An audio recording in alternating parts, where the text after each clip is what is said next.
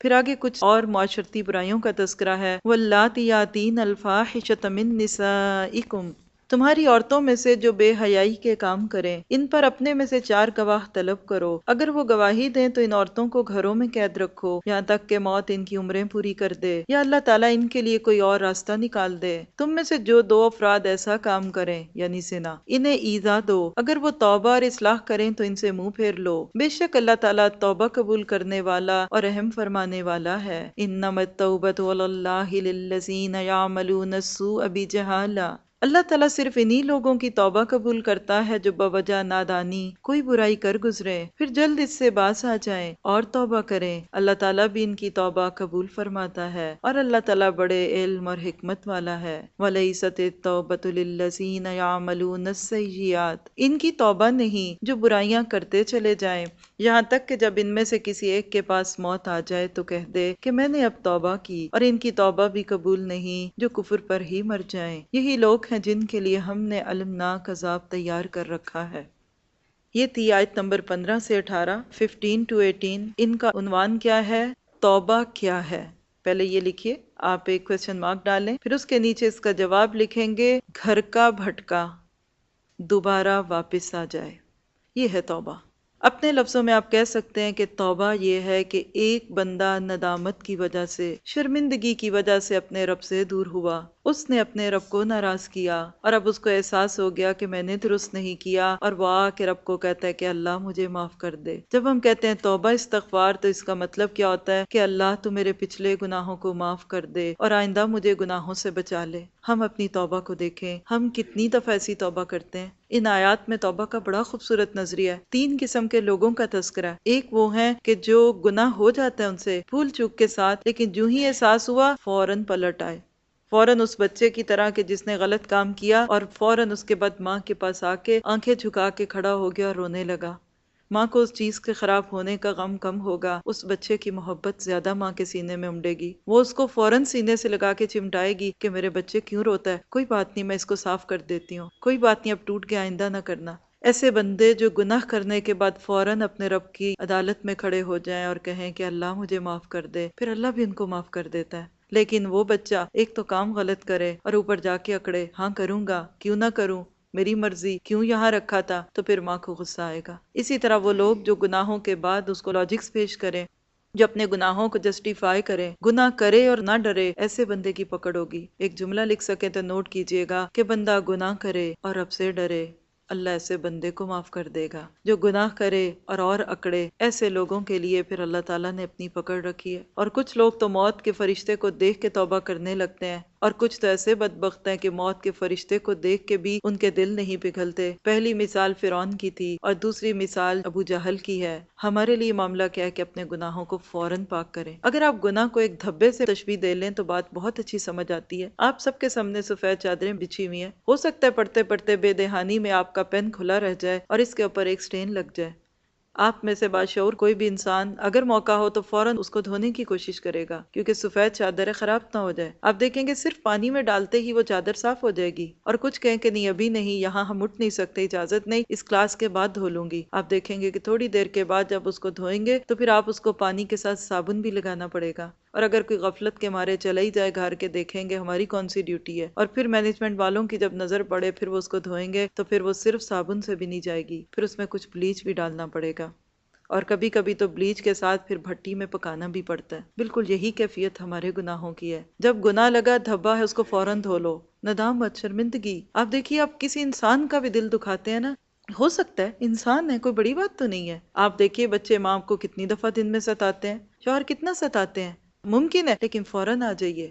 یقین کریں جس کو آپ سے محبت ہے وہ دوسرا لفظ نہیں پوچھے گا۔ ایک دفعہ آپ کو شیطان اگر اس چنگل سے نکال دینا کہ میں چھوٹا نہ ہو جاؤں، آپ فوراً پلٹ آئیں گے۔ جب بندے بندوں کو فوراً معاف کر دیتے ہیں تو اللہ کی ذات تو 70 ماؤں سے پیار کرنے والی، وہ الغفور کے ساتھ ساتھ الغفار بھی ہے، وہ الشکور بھی ہے، وہ کیوں معاف نہیں کرے گا؟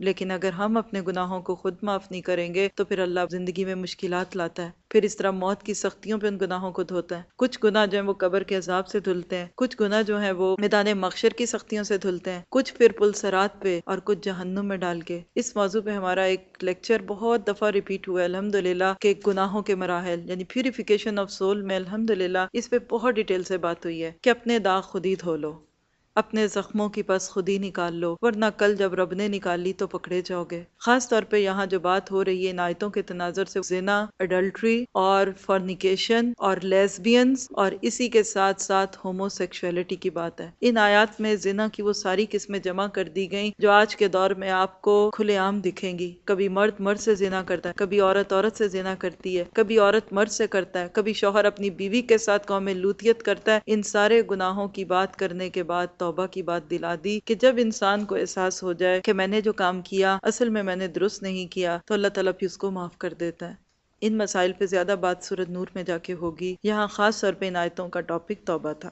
آگے دیکھتے ہیں، یا ایھا الذین آمنوا لا یحل لکم، اے ایمان والو تمہیں حلال نہیں کہ زبردستی عورتوں کو ورثے میں لے بیٹھو، انہیں اس لیے روک نہ رکھو کہ جو تم نے ان کو دیا ہے اس میں سے کچھ لے لو۔ ہاں یہ اور بات ہے کہ وہ کوئی کھلی برائی اور بے حیائی کریں، ان کے ساتھ اچھے طریقے سے گزارا کرو، گو تم انہیں ناپسند کرو لیکن بہت ممکن ہے کہ جب تم کسی چیز کو برا جانو اور اللہ تعالیٰ اس میں بہت بھلائی رکھ دے۔ وَإِنْ أَرَدْتُمْ اسْتِبْدَالَ زَوْجٍ مَّكَانَ زَوْجٍ، اور اگر تم ایک بیوی کی جگہ دوسری بیوی کرنا ہی چاہو اور ان میں سے کسی کو تم نے خزانے کا خزانہ دے رکھا ہو تو بھی اس میں سے کچھ نہ لو، کیا تم اسے ناحق اور کھلا گناہ ہوتے ہوئے بھی لوگے؟ تم اسے کیسے لوگے حالانکہ تم ایک دوسرے سے مل چکے ہو، اور ان عورتوں سے تم نے مضبوط عہد و پیمان لے رکھا ہے، اور ان عورتوں سے نکاح نہ کرو جن سے تمہارے باپوں نے نکاح کیا، ہاں مگر جو ہو چکا۔ یہ بے حیائی کا کام ہے اور بغض کا سبب بھی ہے اور بڑی بری راہ ہے۔ یہ تھی آیت نمبر 19 سے 22، 19 to 22۔ ان کا عنوان ہے ماضی کی تلخیوں کو بھلا کر نئی زندگی شروع کرو۔ بہت ہی خوبصورت آیتیں ہیں۔ شروع میں تو بات تھی مرنے والے کی بیوی کو وارث بنانے کی۔ دور جاہلیت کا ایک دستور تھا کہ جب کوئی مر جاتا تو جس طرح اس کا مال دوسرے لوگ آپس میں بانٹ لیتے اور جس کا دل چاہتا وہ وارث بن جاتا، اسی طرح اس مرنے والے کی بیوی کے اوپر ایک کپڑا ڈال دیتے، وہ جس کا کپڑا ڈل جاتا وہ اس کو اس کا وارث سمجھا جاتا، اب وہ اس کے نفع نقصان کا مالک ہوتا، وہ اس سے شادی کرے، وہ اس کو شادی سے روکے، کوئی بھی معاملہ کرے وہ ایسے ہی کرتا۔ بعض دفعہ ایسا کام کرنے والا مرنے والے کا اپنا بیٹا بھی ہوتا تھا، اور لہٰذا لوگ جو تھے پھر وہ اپنی سوتیلی ماؤں سے بھی شادی کر لیتے تھے۔ ایسے لوگوں کو اللہ تعالیٰ نے ان آیتوں میں منع کیا کہ دیکھو مال ایک بے حس اور محکوم چیز ہے، جبکہ عورت ایک جذبات رکھنے والی اور ایک زندہ اور آزاد ہستی ہے۔ وہ معاشرے جو اسلام آنے کے باوجود بھی عورت کو ایک بے اختیار چیز کی طرح، ایک پوٹلی کی طرح ادھر سے اٹھا کے ادھر اور ادھر سے اٹھا کے ادھر رکھنے لگتے ہیں، وہ ظلم کرتے ہیں۔ آج وہ عورت نہ بول سکے لیکن کل اس کا رب بولے گا اس کی طرف سے۔ آج وہ عورت بولے گی تو کم حق لے گی، لیکن کل جب رب ان کی طرف سے بولے گا تو تم ہو سکتا ہے کہ ساری زندگی کی نیکیاں دے کے بھی اس کا کفارہ نہ ادا کر سکو۔ لہٰذا انسانی جذبات کی قدر کرو، یہ نہیں کہ انسان کو تم مادہ سمجھ لو اور اس طرح کی چیزیں لے کے آؤ۔ پھر اس کے بعد دوسرا اصول بڑا ہی خوبصورت تھا اس میں، شوہر اور بیوی کے معاملے میں۔ بعض دفعہ جب زندگی میں ایک دوسرے سے واسطہ پڑتا ہے تو کبھی کبھی ایسا بھی ہو جاتا ہے کہ ایک دوسرے کی کوئی بات اچھی نہیں لگتی، اور ہم میں سے ہر انسان انسان ہے، اور انسان کا مطلب ہی کیا ہے کہ وہ خامیوں اور خوبیوں کا مجموعہ ہے۔ اگر کوئی یہ کہہ دے کہ میرے اندر ہر خوبی ہے اور دوسرے کے اندر ہر کوتاہی ہے تو دنیا میں اس سے بڑا پھر شاید جھوٹ کوئی نہیں ہوگا شرک کے بعد۔ لہٰذا شوہر اور بیوی کے معاملے میں کامیاب رویہ کیا ہے کہ دوسرے کی خوبیوں پہ نگاہ رکھی جائے اور اپنی خامیوں پہ نگاہ رکھی جائے۔ کبھی کسی کی بات پسند نہ آئے تو فوراً سوچ لو کہ میری بھی تو کتنی ہی باتیں ہیں جو اس کو پسند نہیں آتی ہوں گی، اور اس بات کو اللہ کی مثال سے سمجھا جا سکتا ہے۔ ہم اللہ سبحانہ تعالیٰ سے کیا کچھ نہیں لیتے، اس کے بدلے میں ہمارے رویے کیا ہوتے ہیں؟ تو کیا میرا رب جو مجھے میرے گناہوں کے باوجود دے رہا ہے تو کیا میں کسی کو برداشت نہیں کروں گی؟ کیا میرا معاملہ انسانوں کے ساتھ ایسا ہوگا؟ دیکھا جائے تو یہ معاملہ یہاں شوہر اور بیوی کا ہے، لیکن حقیقت میں ہر انسان کا دوسرے کے ساتھ یہی معاملہ ہے۔ خوشگوار دلوں میں کبھی کبھی رنجشیں بھی آنے لگتی ہیں، محبت بھرے دلوں میں بغض اور حسد بھی آنے لگتا ہے، کبھی کبھی دلوں میں میل بھی آنے لگتا ہے۔ کوئی بات نہیں، انسان ہے، بس اس میل کو دھو دو۔ چلتے چلتے پاؤں پہ مٹی پڑتی ہے، بس آگے جائیں گے مٹی جھڑ جائے گی، اس کو دھو لو۔ رنجشوں کو دلوں میں لے کے نہ بیٹھو، یہ دل اللہ کی محبت کا مقام ہے، اور جس دل میں انسانوں کے بارے میں غلط فہمیاں آنے لگتی ہیں اور اپنے قریب رہنے والوں کے ساتھ جب انسان ایسے معاملات رکھتا ہے تو یاد رکھیے وہاں سے اللہ کا نور چھن جاتا ہے، پھر اللہ کی رحمت سے انسان چھن جاتا ہے، پھر نماز پڑھ کے بھی انسان کا دل اللہ سے نہیں جڑتا، پھر قرآن پڑھ کے بھی دل نہیں کھلتا۔ اگر ہم چاہتے ہیں کہ ہمارے دل کھل جائیں اس قرآن کے سفر میں، تو یہاں بیٹھے بیٹھے ایک نیت کیجئے کہ میں نے ہر ایک کو معاف کیا، جس نے مجھے دکھایا اور جس کو میں نے دکھایا، اے اللہ وہ مجھے معاف کر دے۔ دعائیں مانگے، جن کو آپ نے دکھایا ان کے لیے آپ دعا کریں، اور جنہوں نے آپ کو دکھایا ان کے لیے آپ اللہ سے دعا کریں۔ بندہ مومن کا دل شیشے کی طرح ہوتا ہے۔ یہاں کتنا خوبصورت اصول ہے، جو ہو چکا ہو چکا، اللہ ما قد سلف، ہو گیا، مٹی ڈالو، جو تھا ختم ہو گئی بات۔ اب تمہیں بیوی پسند نہیں رہی، اس کی کوئی اچھی بات دیکھ لو، چلو اب چھوڑ چکے ہو تو اب اگلی بیوی مل جائے گی تو پھر اس کے ساتھ نبھا کرو، لیکن دل تو صاف رکھو۔ اور یہ اصول ہیں وہ جو زندگی کے اندر خوشیاں لاتے ہیں، اور ایسے ہی لوگ پھر بعض دفعہ کیا کرنے لگتے ہیں کہ اچھے دنوں کی یادیں بھی چھیننے لگتے ہیں۔ شوہر بیوی کا تعلق اچھا ہوتا ہے تو خوب دیتے ہیں، بعض دفعہ وہ بھی دینے لگتے ہیں جو نہیں دینا ہوتا، اور جب تعلق خراب ہوا تو پھر کہتے ہیں وہ بھی دو، شادی پہ جو جوڑے دیے تھے وہ بھی دو، اور جو زیورات تھے وہ بھی دو، اور وہ جو تمہاری ماں کو چیز ملی تھی وہ بھی دو۔ یہ ظلم ہے۔ اللہ تعالیٰ انسان کو اعلیٰ ظرف بنانا چاہتا ہے۔ اللہ تعالیٰ تو کبھی نہیں کہتا کہ تم نے کفر کیا ہے واپس کرو میری نعمتیں، واپس کرو جو میرا پانی پی چکے ہو، میری ہوا واپس کرو۔ تو انسان انسانوں کے ساتھ ایسا معاملہ کیوں کرتا ہے؟ اللہ تعالیٰ ہمیں یہی سکھانا چاہتا ہے کہ دیکھو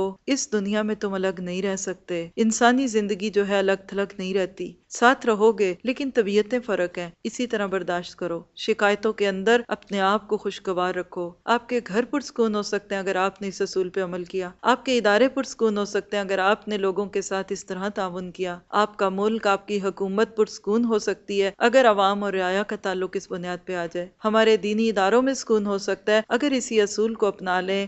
اور وہ کیا کہ میں نے جس سے کوئی بات دل میں محسوس کی ہے، کوئی بات نہیں، وہ بھی انسان ہے، ہو سکتا ہے بات کا رخ دوسرا ہی ہو، اور کئی دفعہ دیکھا گیا ہے کہ ہم تو قصور دوسروں کا سمجھتے رہے اور قصور اپنا نکل آیا۔ اللہ ہمیں ہماری طرف دیکھنے والا بنا دے۔ یہاں پہ پارے کو ختم کروں گی، اس لیے کہ جو آخری آیتیں ہیں ان کا تعلق اور ان کا ٹاپک اگلی آیتوں سے ہے۔ اللہ تعالیٰ سے دعا ہے کہ ہمیں اس پارے کی تمام اچھی باتوں پہ عمل کرنے کی توفیق دے، اور جن باتوں سے رکنے کا حکم دیا اللہ تعالیٰ ہمیں اس سے رکنے والا بنا دے، اور ایسا نہ ہو کہ ہم پڑھ کے بھی ان پڑھوں والا رویہ اختیار کریں۔ سبحان ربک رب العزت عما یصفون وسلام علی المرسلین والحمد للہ رب العالمین۔